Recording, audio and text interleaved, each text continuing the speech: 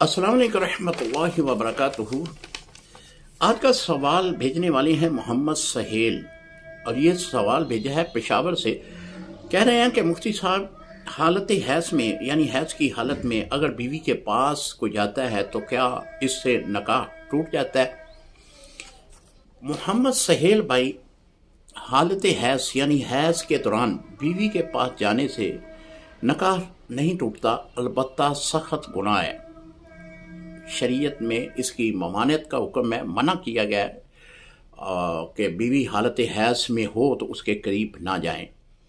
और वैसे भी अतिबा हजरात ने अपनी किताबों में लिखा है कि हालत हैज़ में अगर कोई खामद अपनी बीवी के पास जाता है तो ऐसी बीमारियां जन्म लेती हैं कि जिनका इलाज नामुमकिन है। हमारे दारुल हिकमत में भी ऐसे कई मरीज आते हैं कि वो इस मर्ज में मुब्तला हुए होते हैं कि उनसे पूछा जाए तो वो यही बताते हैं कि ये मामला बना है। तो उनमें से 20% जो मरीज हैं वो ठीक होते हैं, बाकी मर्ज जो है उनकी बढ़ती जाती है, क्योंकि एक अल्लाह ने हद मुकर्रर की है।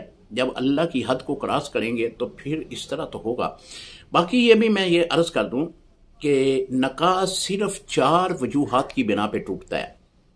एक तो ये है कि खामद अपनी बीवी को तलाक दे दे और तलाक की इद्दत मुकम्मल हो जाए तो वो निकाह से निकल जाती है, यानी निकाह टूट जाता है। दूसरा है खुला। खुला का मतलब ये है कि बीवी अपने खामद को ये कहे कि जो हक मैं तूने मुझे दिया था वो मैं तुझे वापस करती हूँ, या जो तूने मुझे देना था वो मैं तुझे माफ़ करती हूँ, इतना मुआवजा भी देती हूँ, तो तू मेरे साथ खुला कर ले, मुझे तलाक दे दे। खामद इस बात पे राज़ी हो जाए तो वो खुला इसको कहा गया है, इससे भी जो है निकाह टूट जाता है। तीसरा है लान। लान का मतलब है यानी लाम आइन नून, इसका लुग़वी मतलब है दूर हो जाना, यानी अल्लाह की रहमत से बंदा इस मामले से दूर हो जाता है।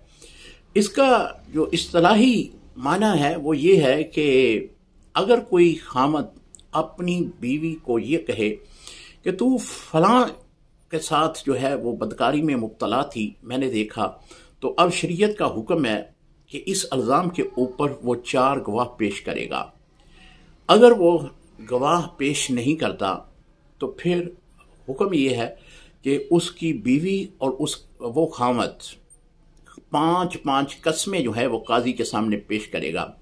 4 कस्में इनमें खामद जो है वो इस बात की तायीद करेगा, तस्दीक करेगा कि मैंने अपनी बीवी को इस हालत में देखा है, और 5वीं कसम जो होगी वो इस अंदाज में कहेगा कि अगर मैं झूठ बोलूं तो अल्लाह की मुझ पर लानत हो।